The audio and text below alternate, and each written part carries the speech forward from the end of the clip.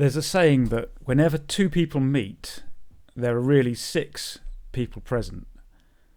So there is the person as they see themselves, and each person as the other person sees them, and each person as they really are. And this saying has been misattributed to William James, the 19th century American psychologist stroke philosopher. The internet seems confused on the real source of that quote, but it wasn't William James. So let's have a look at this from a software engineering perspective. So in software engineering, we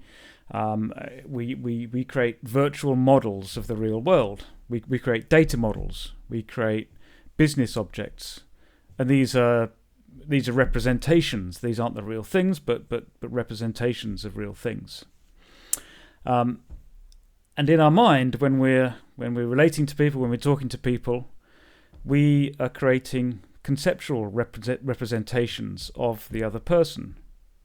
So if you and I are talking, then I've got a representation of you in my mind based on our history together and of course all of my biases and generalizations, and you have an idea of yourself.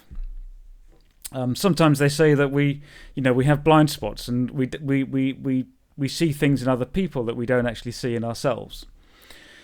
But the real thing around this saying is that we're quite blind to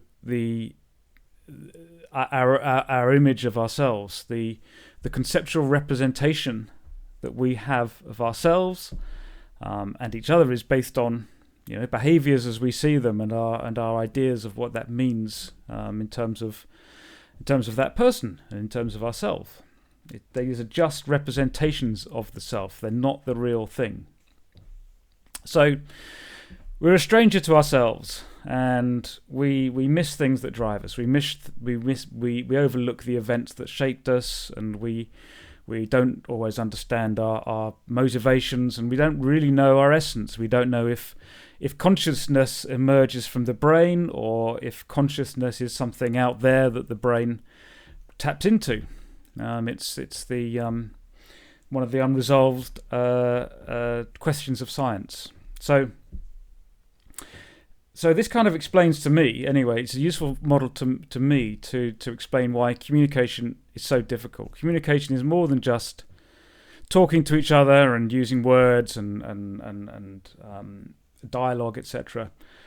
Communication is always contextual, and it's always based on our assumptions of ourselves and the other person who are in that given situation. And we're fallible.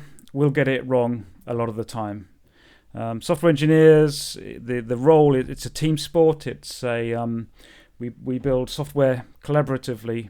Communication is important, and it's really difficult. For workshops, coaching, and other services to support software engineers in navigating the dark arts of communication, please see my website at humancentricengineering.com.